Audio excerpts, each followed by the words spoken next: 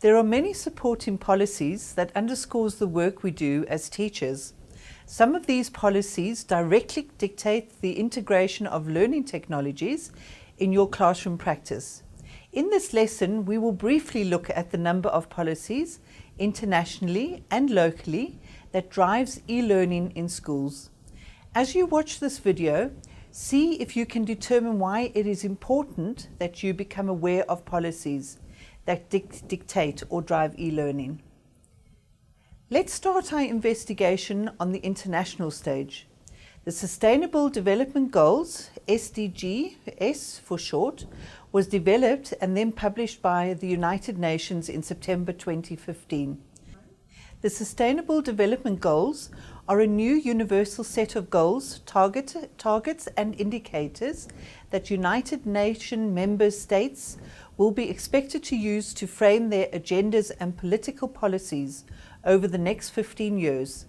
There are 17 goals listed in the documents, but Goal 4 commits the international community to ensure inclusive and quality education for all and promote lifelong learning.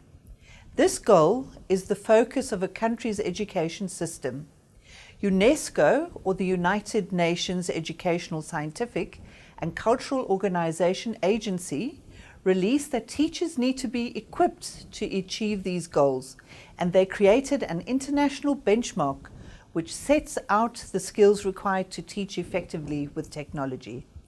A list of skills or competencies were published in 2011, and it is called the UNESCO's ICT Competency Framework for Teachers.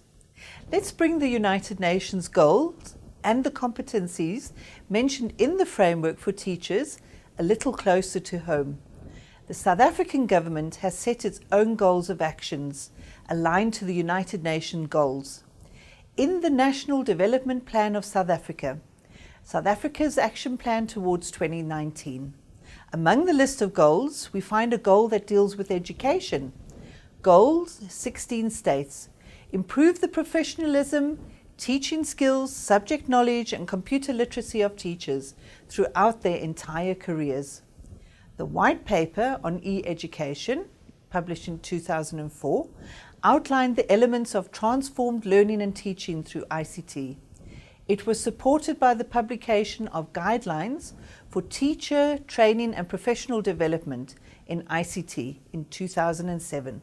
Which provided guidelines for the principles of teacher professional development in ICT and teacher competencies within the developmental framework. But the above-mentioned policy provided challenges. Just to name a few, since the White Paper on E-Education in 2003, there has been little teacher professional development which is consistently aligned to the South African framework for e-learning. The guidelines for teacher training and professional development in ICT has little impact in informing teacher professional development programs, and very few providers formally align their programs to these guidelines. More recently, some providers have aligned to global frameworks for teacher competency in ICT, which do not entirely resonate with the South African context and are not known to teachers. Point 3, as a result of this lack of guidance, the South African Council for Educators is endorsing technology-related teacher development activities using evaluation instruments that make no reference to principles of digital learning or related teacher competencies. 4, similarly, teacher training institutions have no common vision of how learning technologies can be used in the classroom, and beginner teachers are not equally equipped to manage learning with technology. This is indicative of a lack of coordination and common understanding about teacher professional development for digital learning in this country. Point 5, teachers are not able to measure their development of digital learning skills according to a common framework of competencies. Many teachers have received training in computer skills alone, and few have been able to transfer that knowledge to the classroom application of learning technologies. Isolated in-service teacher professional development programs are producing good examples of digital learning and innovative teaching practice. There is a need to develop a common understanding of the roles of the teacher, learner, and learning technologies in digital learning. If both pre-service and in-service teachers align to the same teacher competencies for digital learning, it will be possible for teachers to analyze their competence in the same terms and identify their individual professional learning needs. A professional development framework digital learning will also enable service providers to develop professional development activities that align to the needs of teachers based on the teachers' competencies for digital learning. Therefore, the need to introduce a new framework, and that is what the Educational Department is working on at the moment, and it will soon be released.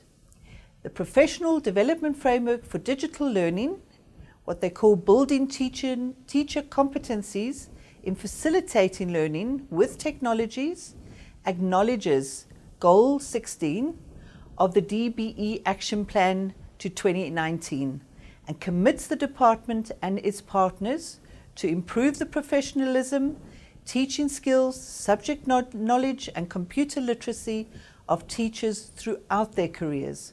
The Professional Development Framework for Digital Learning's main aim is to support an education system in which the professional development for digital learning is aligned to the principles of the framework. While the policy is directed at newly qualified teachers, it is reasonably expected that experienced teachers will be equally highly skilled, and if this is not the case, they will identify and prioritize professional development needs in order to meet the minimum requirement. Teacher competencies and related indicators in this framework will further illustrate how teachers become highly skilled in digital learning. Accordingly, the minimum requirements for digital learning for teachers are: point 1. Use digital tools to access subject-related content resources. Point 2. Evaluate digital subject resources. Point 3. Plan, prepare and present lessons using appropriate digital tools and resources. Point 4.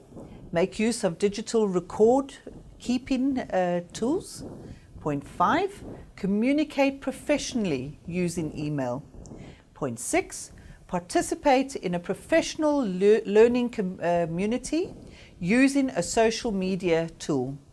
And point 7, use the teacher self-analysis form to assess personal professional development needs related to digital learning. It is expected that teachers will be in a position to model these in activities in addition to requiring their learners to develop these skills in planned activities. Similarly, it is expected that school management teams will model this use of digital tools and require the teachers to do the same. This might be the first time you have ever seen or heard of the policies mentioned during this lesson.